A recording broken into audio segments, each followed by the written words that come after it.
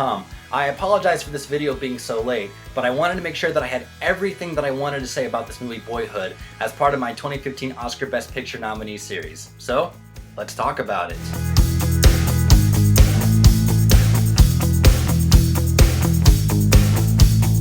Boyhood is directed by Richard Linklater and stars Patricia Arquette, Ethan Hawke, and newcomer Eller Coltrane over the course of 12 years. Yes, 12 years that this movie was made. You can actually watch these actors and characters grow up. It's not CGI or done by makeup or different actors. No, you can actually see everyone grow up right before your eyes, including Eller's voice drop and going through his awkward teen years and all that. Now, at its core, the main synopsis of Boyhood is that it's about a little boy growing up and living his life. There really isn't a story arc, meaning there really is no rising action, climax, and falling action. Rather, the movie is made up of all these little tidbits and stories throughout the years, and I actually kind of like that. This is a beautifully shot film.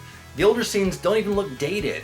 It looks crystal clear, as if these scenes could have been filmed yesterday, but they weren't. It blows my mind every time I even think about it and watch it, is that these actors were not replaced by younger actors or anything like that. I am actually watching people grow up right before me over the course of 12 years. Let's talk about the two kids that figuratively and literally grow the most. Mason, played by Eller Coltrane, and Samantha, played by director Richard Linklater's real-life daughter, Lorelai. The movie begins with Mason when he's 6 years old, lying on the grass with Yellow by Coldplay playing in the background, so you know when the movie begins. No, in all seriousness, it makes for a very pleasant opening, since Mason is a very young and innocent child.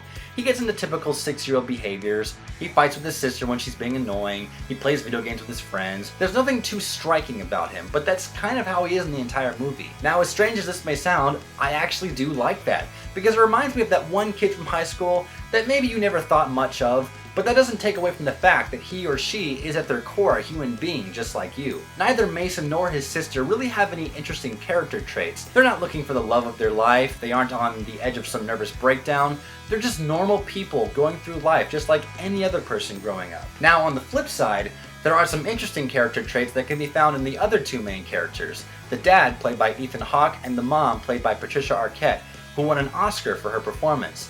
She and the dad are divorced, and they have been for quite some time when the movie begins. We see the mother meet different guys and fall for different guys, and it can be kind of tough for the kids having to move every time their mother finds a new man to live and settle down with. So she's kind of down on her luck, but at the end of the day, she really does love her kids more than anything else, and that's really sweet. Even as the kids become young adults and start to rely on her less and less, there is a steady relationship of I am your mother and I will always love you that never goes away. The dad in the movie is one of my favorite characters because he's the kind of dad that is more like a pal than, say, a stern father.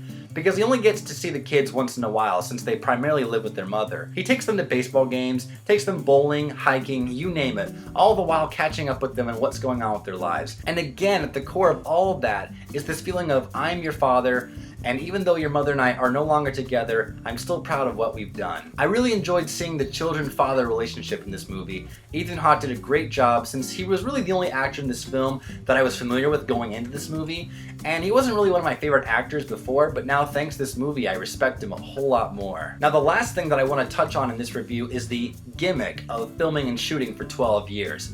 A lot of people have been saying online that the whole movie doesn't work without it. In other words, if you took the same script and filmed it in just 1 year with different actors playing a certain role at a certain age, then it kind of becomes a boring movie. I can see why a lot of people would think that, because like I said earlier, there really is no plot in this movie, there's just a story. There is a beginning, middle, and end, just with no rising and falling action and the like. And those people think that the filmmakers are taking the gimmick of filming for 12 years and making you, the audience, think that it is a great film just because of it. Here's what I think. That gimmick, if you want to call it that, of filming for 12 years, is great. The fact that it was accomplished and not just something that could be done is extraordinary. Like I said, it blows my mind just thinking about it. And the movie itself is great in my opinion. Great performances, well done scenes, a great soundtrack, and a great message about the big and little things in life that impact you. I think Boyhood is a phenomenal movie, and if you get to see it, I would recommend that you check it out. If you don't like it, that's fine,